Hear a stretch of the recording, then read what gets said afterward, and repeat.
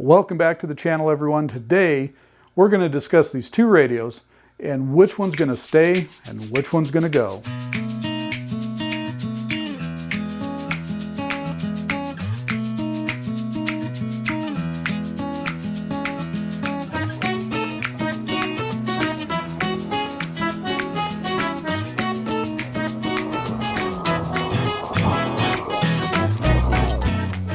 So the original intent was to do that first impressions video and then a week or two later follow up with this video.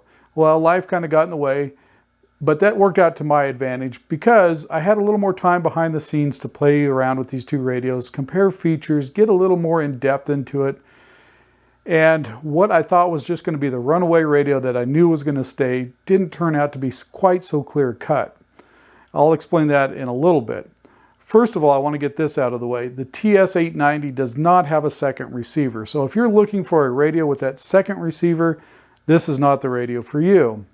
With that said, when I first got the 7610, I thought it was a feature I would use all the time.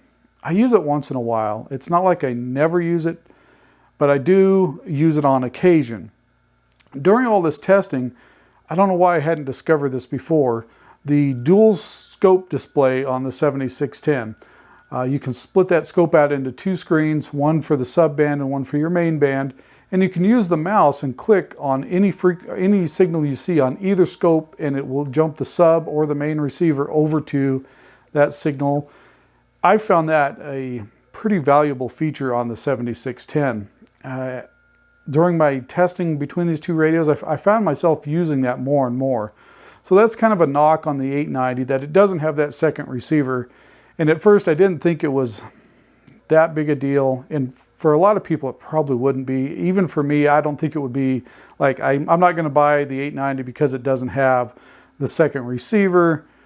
I don't know if that should play a huge factor. It's kind of a feature that's fun to play with. I don't know how practical it is in the real world, and unless you're really heavy into contesting and trying to hunt down those spots. And so it might be useful then. Other than that, I'm kind of on the fence whether it's an important feature or not. It's what I'm saying. For some people it may be, for others it may not be. I wouldn't say, that's a deal breaker between the two radios. So take that for what it's worth. And on this video, I'm going to mainly focus on the features of both radios, the likes and dislikes of those features. I'm going to follow up with a video here shortly with receive tests between the two radios and maybe some transmit audio between the two radios. I will tell you the receive test, the best way I've found to perform these receive tests on these radios that have the USB audio coming out of them is to take the USB audio right out of the radio and into the computer. And the reason I say that is it eliminates different speakers or the different speaker angles to the microphone, different microphones, resonance in the room, all that kind of stuff. It just eliminates all of it.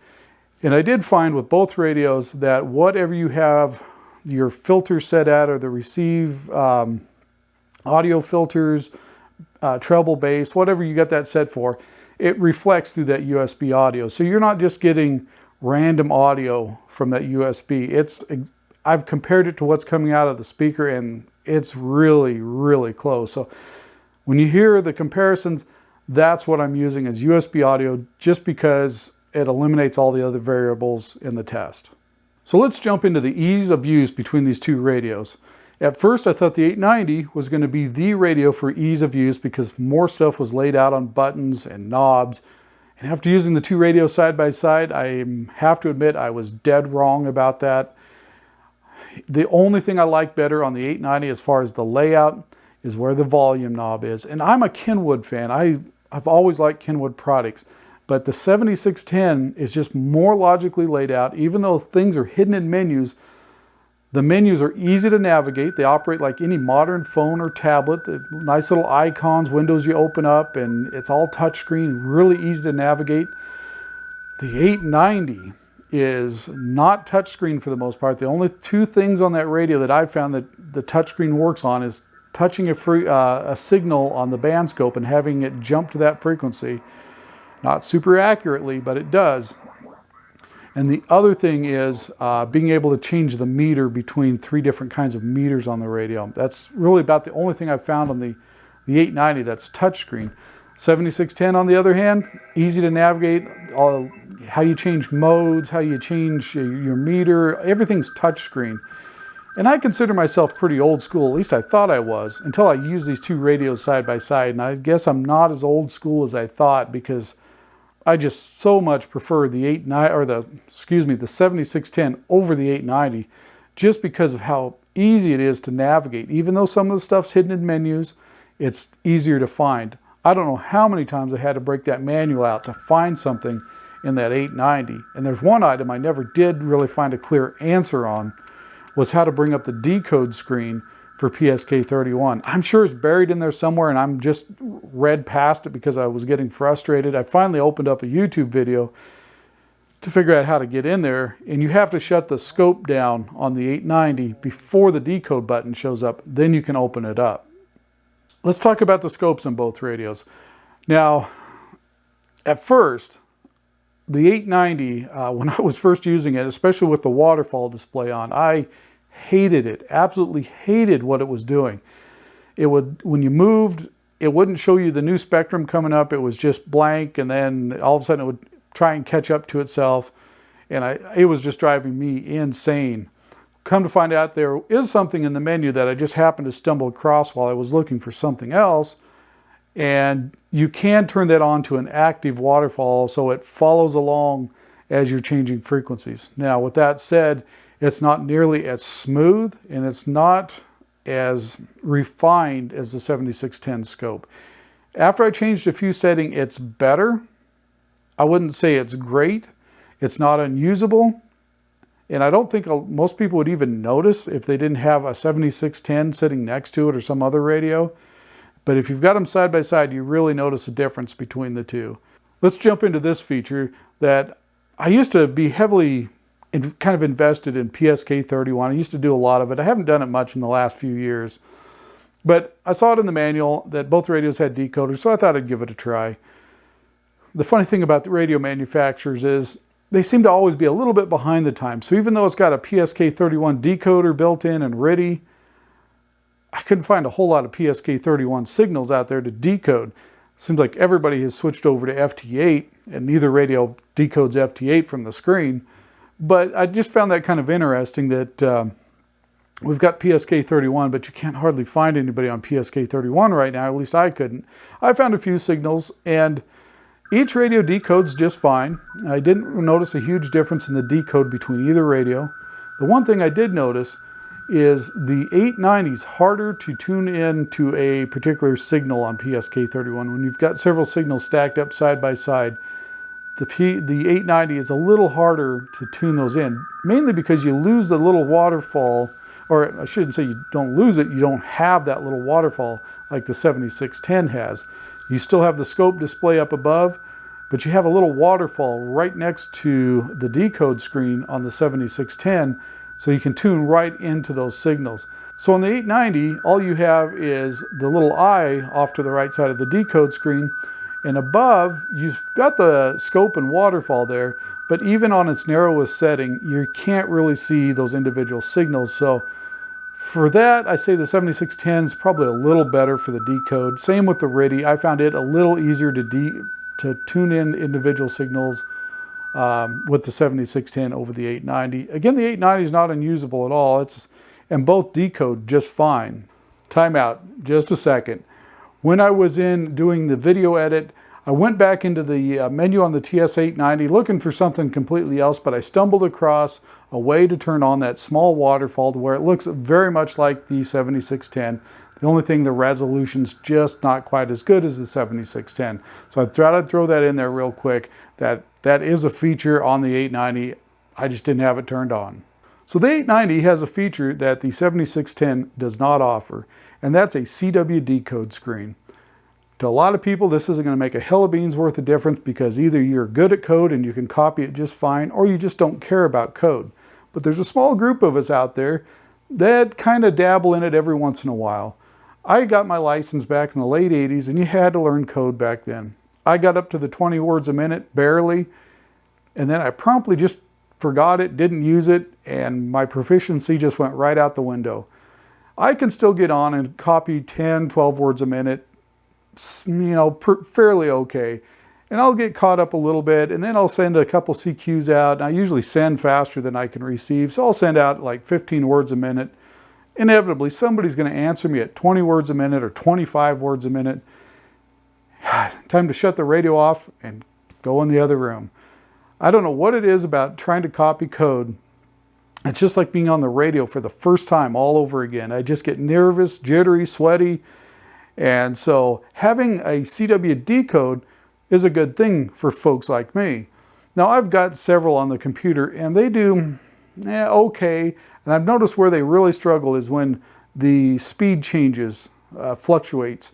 They just can't seem to catch up real quick, so you miss quite a bit.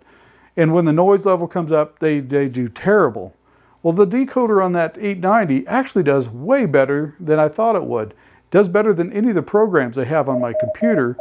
I listened to the ARRL practice session the other night, and it was fading in and out. When it was there, it's 100% copy through the whole thing. Even during the times that they changed speed, it followed right along, didn't miss a beat. When the noise floor came up a couple times, it dropped down to about 70% copy, maybe 60% at times, but it was still enough I could hear what was going on, even when the speeds got up fairly fast. So it's not a bad feature on this radio. It's something I may actually use quite a bit. If this radio stays on the desk any length of time, I may play around with it and see if I can get back into code with it. So good feature, Icom. Maybe you can put that on your next firmware upgrade. So the other thing I'll say about code, again, I'm not a great code operator, but the controls are laid out better on the 890 as far as I'm concerned for running code. Nothing's really hidden in menus. Everything's right there on a knob. If you need to change things, it's all real easy to change. The 7610 is not bad at all, but there are a couple things that are hidden in menus that you got to go in and adjust. And I think the sound quality between the two radios for copying code, and this is just subjective, the 890 is a little easier to copy. So antenna tuners is the next thing we're going to jump into. Here I don't really hardly ever use an antenna tuner because all my antennas are cut to the frequencies I'm using. But I understand there's a ton of people out there that don't have that option. So I thought I would jump into that and test it. And I figured both radios were going to be about the same. And they're similar, but the 890 is going to be the winner here because it will tune over a wider range than the 7610 will. Not by much, but in one particular situation, and I had to use an antenna that wasn't intended for the 17 meter band. I used an A4S, which is made for 10, 15, and 20 meters on 17 meters, so I could get some decent readings. And the 7610, I would guess the SWR is around 4-to-1. And the 7610 would try and tune it. It would kind of work, get it down to about 2-to-1, and it was usable, but not great. The 890, on the other hand, tuned it right up, showed the SWR down to 1-to-1, and it played just fine. I actually made a couple contacts with it, and I tried it on the 7610. The guy couldn't even hear me, so take that for what it's worth. The antenna tuner does seem to work better on the 890. If that's a concern to you, that's something to think about. Out here where I'm at, I would never use the function, but I thought I would test it. So this is about as close to a deal breaker as I could come between these two radios. And it might seem silly, but the ability to use a mouse on your scope on the 7610 versus the 890. The 890 flat won't do it. I mentioned that on the first video.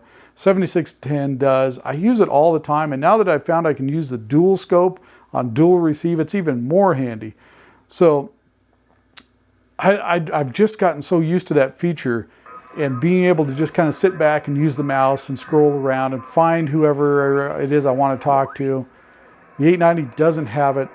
It's kind of a bummer, and after about the first 4 days of using it, I just about boxed the 890 up and just put it up for sale just because of that, because I find it more frustrating to use.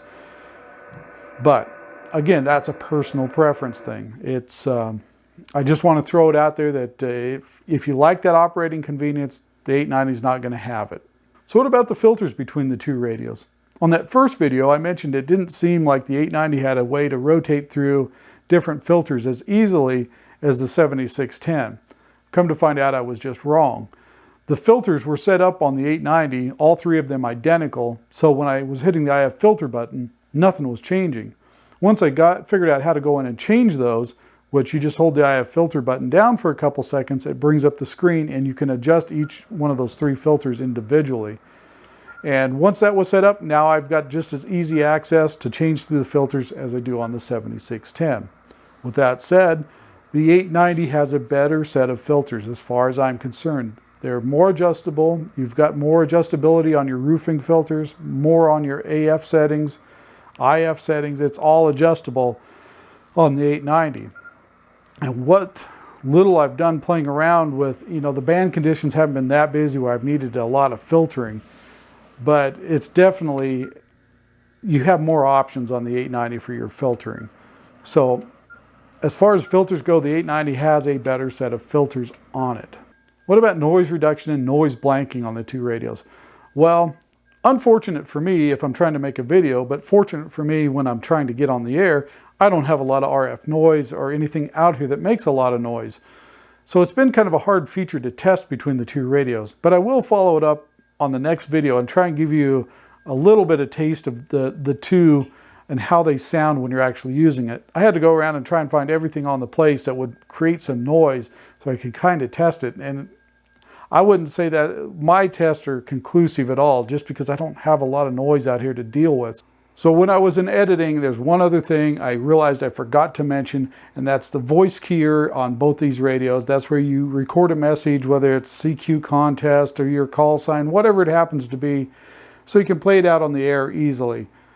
Well, on the 7610, it's always been pretty straightforward to figure out how to do it. You go into the menu, just like here, go into the voice option, go in and pick your memory channel.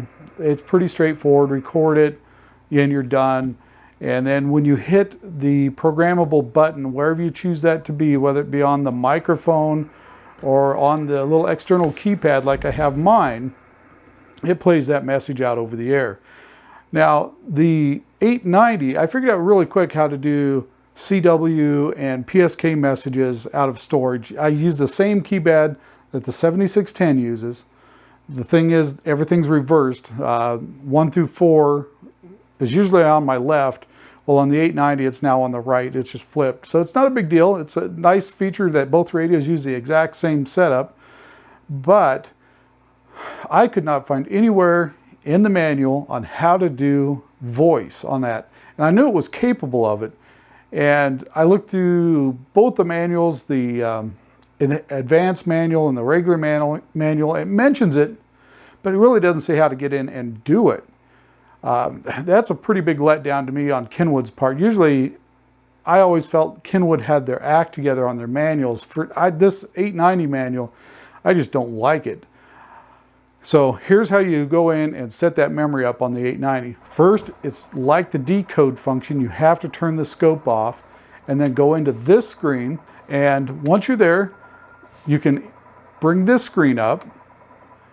Then you can go in and record the message. You got to hold it down for a couple seconds. It says you're going to record, blah, blah, blah.